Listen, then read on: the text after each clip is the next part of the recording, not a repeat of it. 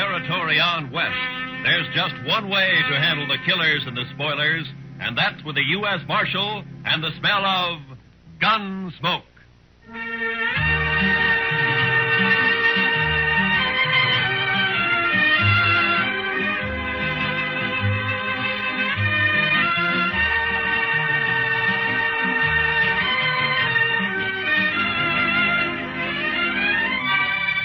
Gunsmoke, starring William Conrad.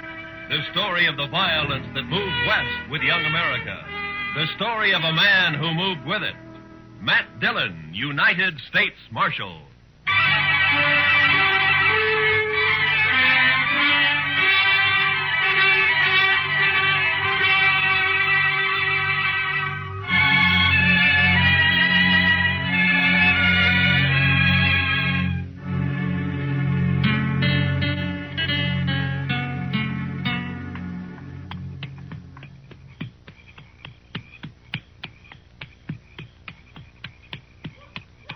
Oh, boy. Oh.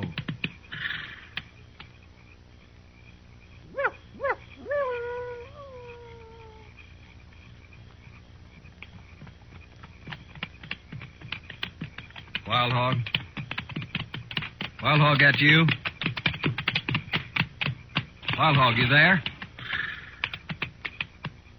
Who are you? Put that spear down. Listen, Wild Hog and me are friends, big friends. You'll make much noise. You're a Cheyenne, ain't you? You must be with Wild Hog. What name, you white man? I'm Ord Spicer. Ord Spicer, you hear? You bother me and you'll be in big trouble with Wild Hog. No trouble. Tell these other redskins to put their spears down. I need more room. Come, white man. Are you with Wild Hog or ain't you? Much talk, come. All right. Any tricks, I'll shoot you first.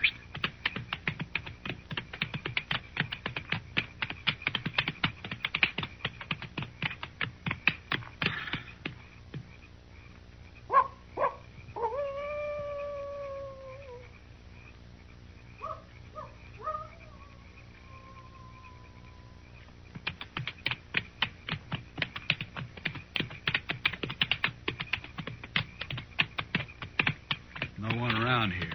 Where is he? Horse here, you walk. Blasted, why can't he ride out like anybody else? I want to be in Dodge tonight. Come.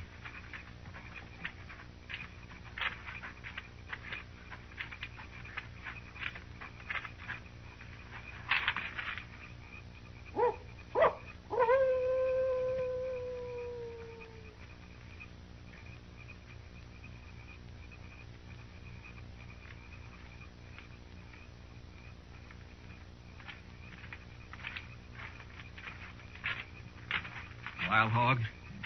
It's me. It's Ord Spicer, all right. Yes. These braves of yours sure keep you covered. You can't tell one from another, except you, of course. I even thought maybe I'd run into the wrong Indians. No moon tonight.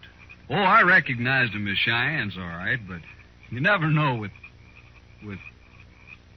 With what, Spicer? Nothing, Wild Hog. Forget it. You never know with Indians. Now, Wild Hog, you and me are friends. Don't get so touchy. I didn't mean nothing. We are not friends. I pay you. That is all. Sure we're friends. You're about the most educated Indian I ever met, that's why. I learn only English from the white man. Nothing else. Well, you sure had a good teacher, fella. General Custer, many bitter moons ago. I was a scout. Don't matter. I never heard of him. He was killed. Well, that's nothing to do with me. You got the money, Wild Hog? Yes. Here. $500. 500?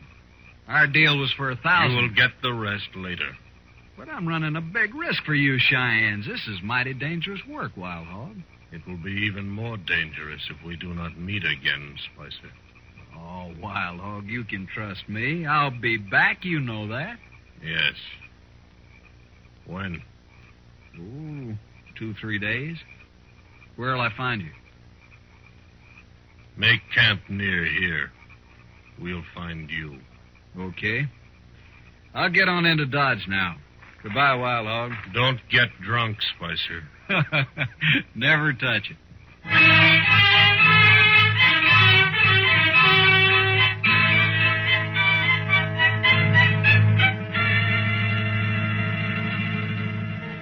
Hey, bartender, set out another bottle of whiskey for me and my friend. What'd you say you're called, stranger? Ord Spicer, friend. Mm-hmm. Here, let me fill your glass. Some town you got here, Dodge. You're sure easy with your money, Spicer. Nothing's too good for my friend.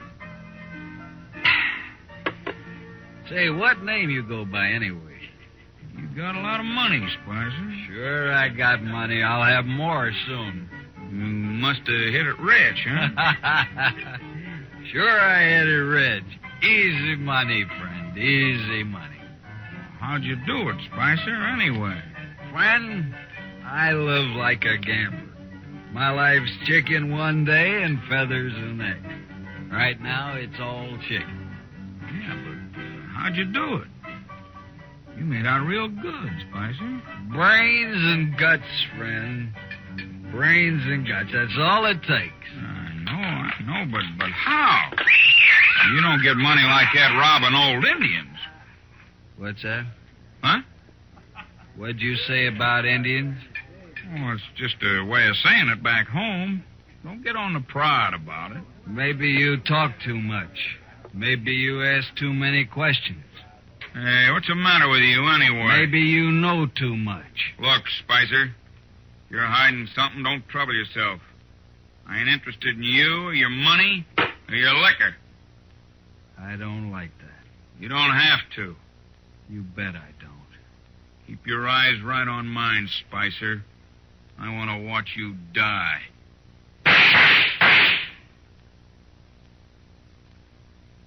Spicer.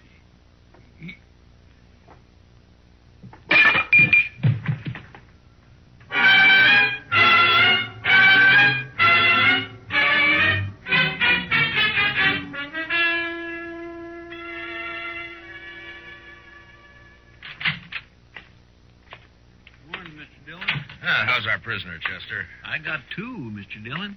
You got two? Yes, sir. There's that Ord Spicer fella you locked up, and then there's a drunk who tried to buffalo me after you went to bed. No?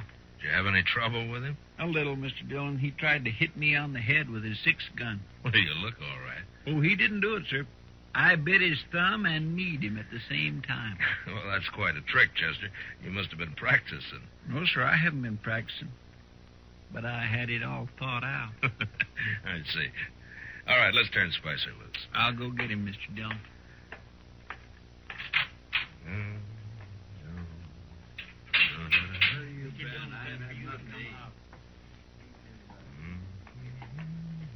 About time. Where's my gun, Marshal? There it is, Spicer.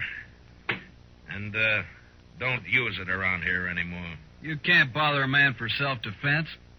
I just want you to stay out of Dodge. One kill at your limit here, even in self-defense. I ain't afraid of you, Marshal. Besides, this is a poor town anyways. You can have it.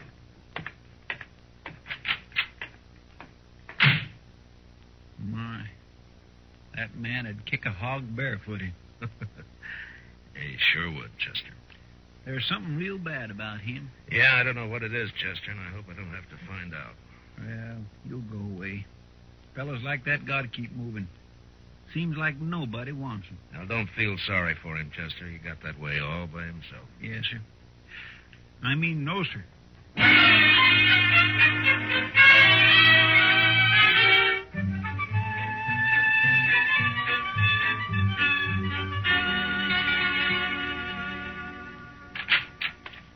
Morning, Marshal. Those graders get here yet, Jack? Yep. Come in on the Santa Fe yesterday, Marshal. 4 of them.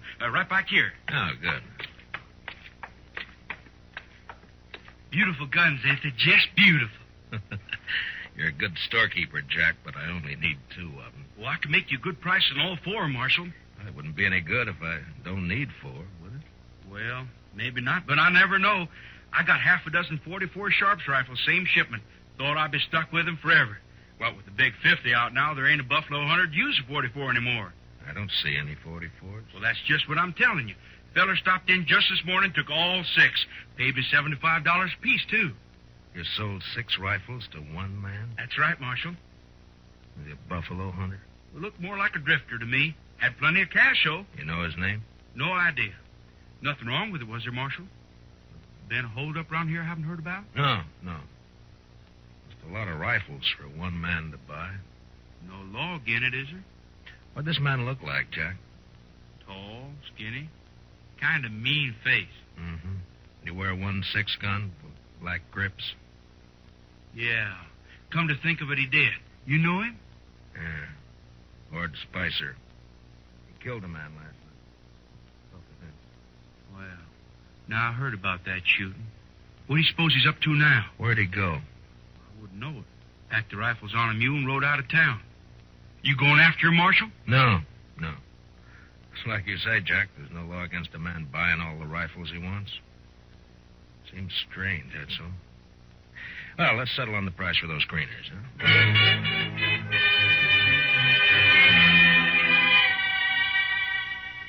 Next day, Chester and I took the new greeners and rode out for prairie chicken. We had a sackful within an hour, and we headed back to town, arguing on the way as to whether we'd bake the birds whole or just cut the breasts off and broil them. We still hadn't settled the matter when we reached Dodge, and we never did. The stage from Hayes City had arrived half hour before, bringing with it the bodies of 2 men found alongside the road.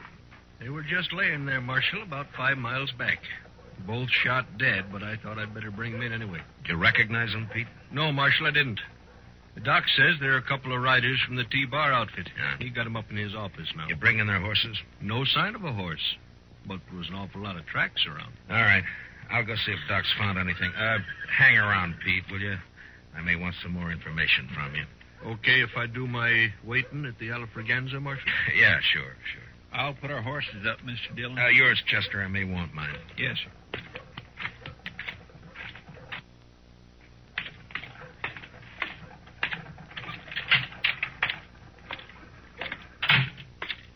Oh, hello, Marshal.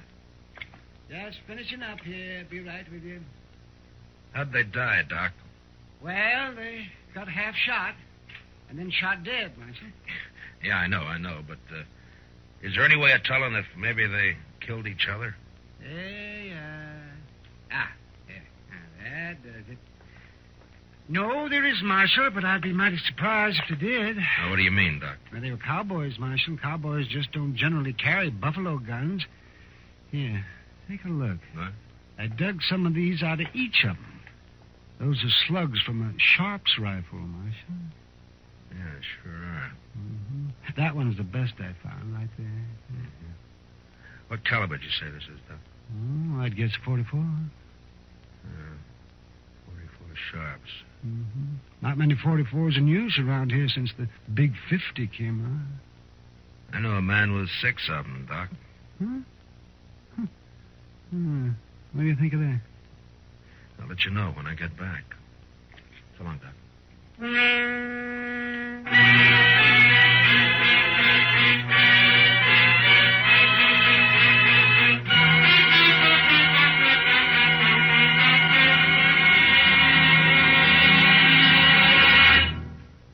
We will return for the second act of Gunsmoke in just a moment. But first, behind the famous creaking door to Inner Sanctum tomorrow evening, there lies one of the most hair-raising tales to date. Meet Raymond, your host, on Inner Sanctum tomorrow night on most of these same CBS radio stations. Now, the second act of Gunsmoke.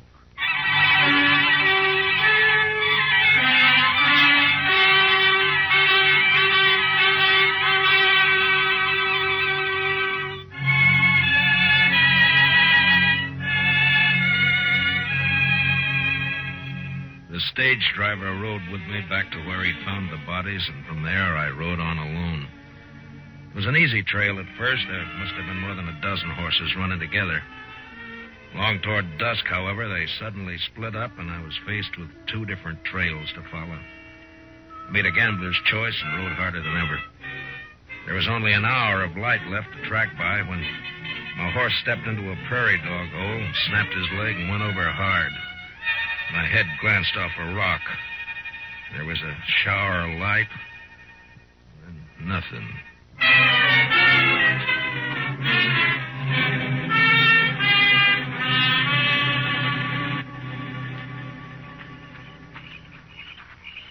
That's him, all right. That's Dillon. He's the marshal at Dodge I told you about. I think he is not dead. Stop. Put away your gun.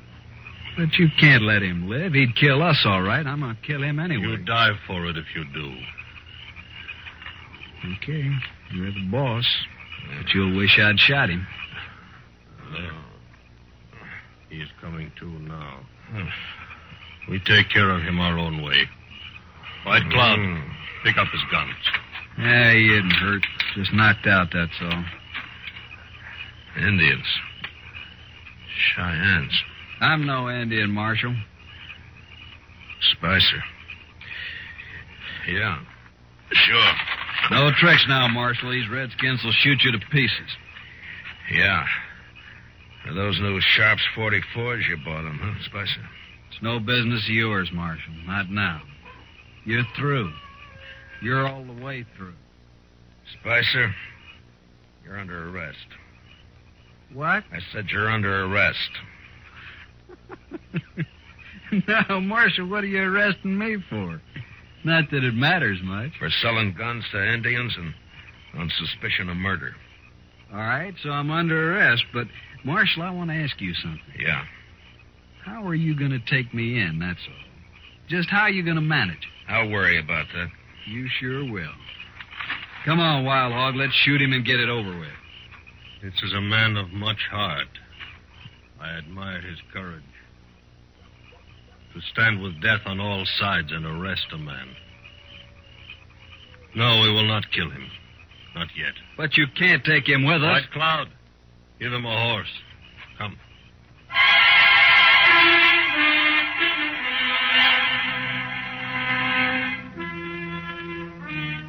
They gave me a horse, all right, with the T-Bar brand on it. But I was surrounded by 6 armed Indians and a no-good white who'd shoot me any time he thought he could get by with it. Wild Hog rode up ahead, leading the party northwest, apparently to rendezvous with a bunch that had split off from this one. Spicer stayed right alongside of me. Well, am I still under arrest, Marshal? You're still guilty, aren't you? Sure. I'll admit it. Don't matter, being as how you'll never see Dodge again or any other place. What are you doing with these Cheyennes here anyway, Spicer? I got a deal with Wild Hog, Marshal. Real good deal. Killing white men, part of it? They don't need any help there, Marshal. They like to kill white men. Maybe they'll kill you before they're through. No, I'm too valuable to them. They like me. No? Now, why would they like you? Well, they didn't at first, but I talked them into it. Talked Wild Hog into it. He's a smart fella, that Indian. Saw right away what I could do for him. Like buying those rifles. What else did you do for him? Well, I stopped those 2 riders with the horses. Told them I was sick. Got them off guard.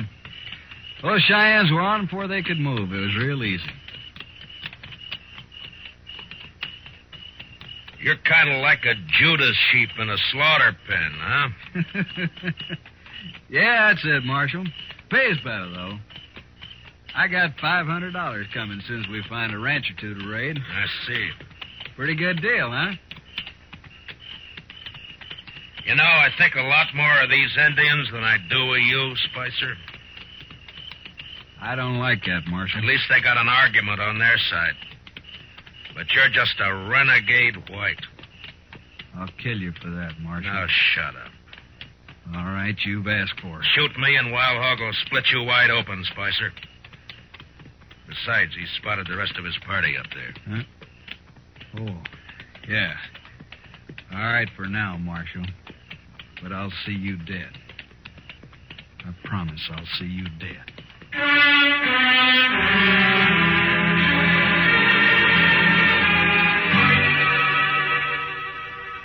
was still alive 2 days later when we crossed the Smoky Hill River about 100 miles northwest of Dodge.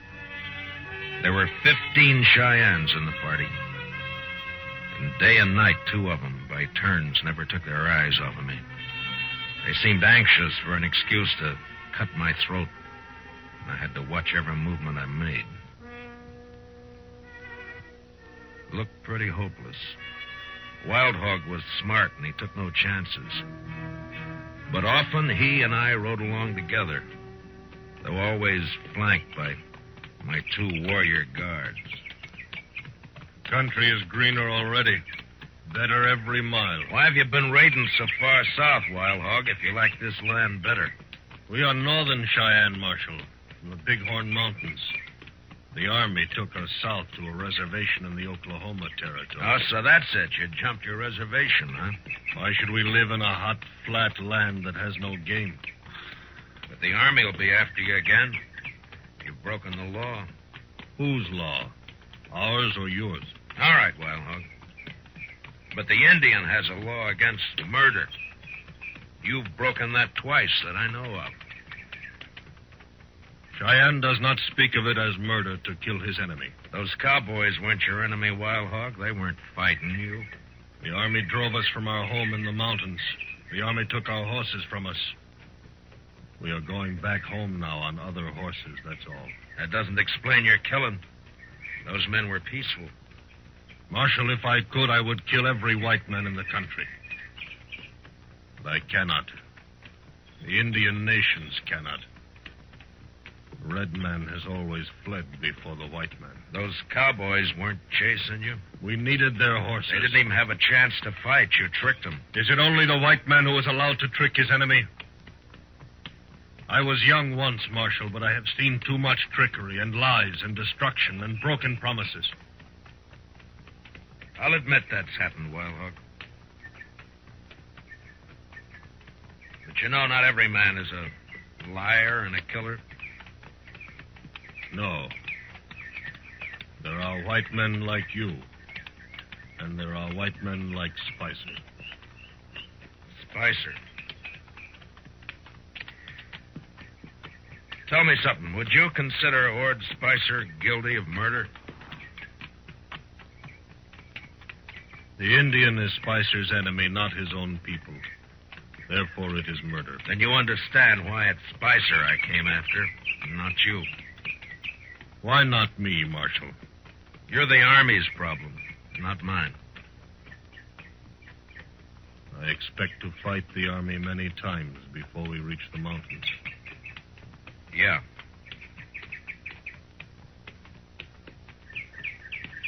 What are your plans for me, Wild Hog? I have been thinking. Yeah? I do not know yet. Well, what about Spicer? Spicer works for me. Why should I think about him? Then you're not as smart as I figured. All right, Marshal. I do not trust Spicer. He is a traitor to his own people and only for money. I have rifles now and enough horses. I do not need Spicer. You're going to kill him? Why not? He is only another white man. You said yourself you can't kill all the white men. If you were free, Marshal, you would take him back and let other white men kill him. What difference how he dies? Makes a difference to me, Wild Hog. I'm a lawman. I may have to kill you, too. You're a hard man to be friends with.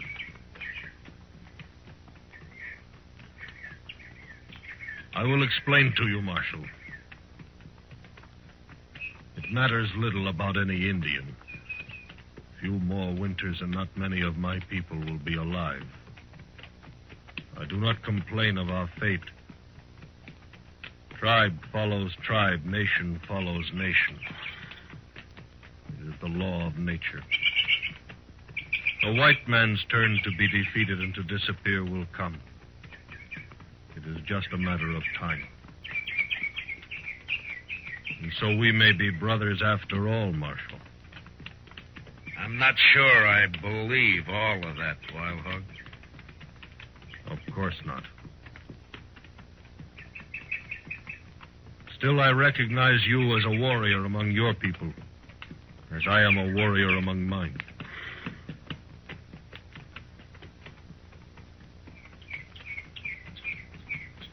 Too bad we're not on the same side. As long as we are brave and willing to die, it does not matter. I ride ahead now. You stay with the others.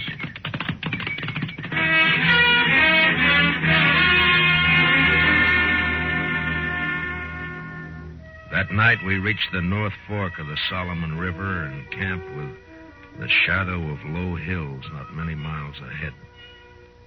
Wild Hog ordered my guards to keep me some distance from the rest of the party. So I pulled up some buffalo grass and bedded down on it early. I watched the stars until sleep came.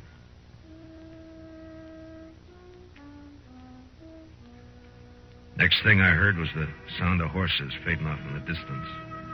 The two braves guarding me had disappeared, so I got up and walked carefully back to where the Cheyennes were camped. There, a couple of horses stood tied to a bush, but they were alone. The Indians had left. I stopped for a moment to listen. And then, suddenly, I saw the figure of a man lying in the moonlight about 20 feet off.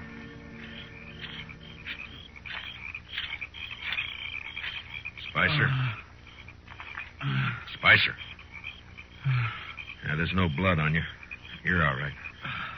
Come out of it, man. Come on. Yeah. My hair. You've been knocked out, that's all. Now, come on, sit up. Oh, it's you, Marshal. What happened? Where are they? Where's Wild Hog? They've gone. Gone? Gone where? Here, let me... Where'd they go? They've been headed for the Big Horn Mountains. Less chance of running into the army if they travel at night. But they couldn't leave me. Not here. Not now. Looks like they did. Some brave clubbed you and they rode off, that's all. But I gotta go with them. You're still groggy, Spicer. And you're still under arrest. Remember? You can't take me in, Marshal. Wild Hog will be back. He won't let you. Why do you think he left you here, Spicer? We're friends. Big friends, me and Wild Hog. You got no friends. You don't belong in anybody's camp. And I'm taking you back to Dodge anyway. That murdering redskin. He's a better man than you, Spicer. He's brave and he's willing to die. Now, come on. We got a long ride back.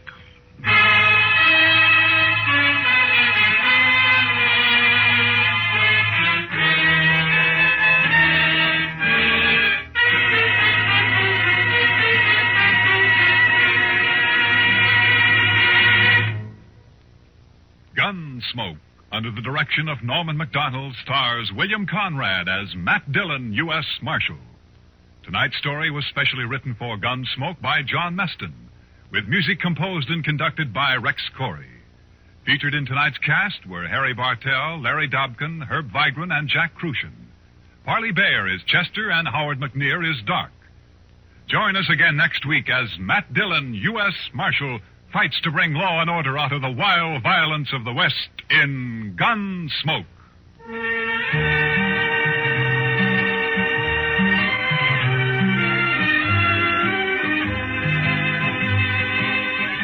Remember, every Saturday night on CBS Radio, Tarzan brings you startling new adventures. Listen for Gold of the Sudan later this evening. Clancy Cassell speaking. And remember, Robert Hughes Waxworks brings you the top records and recording artists on the CBS Radio Network.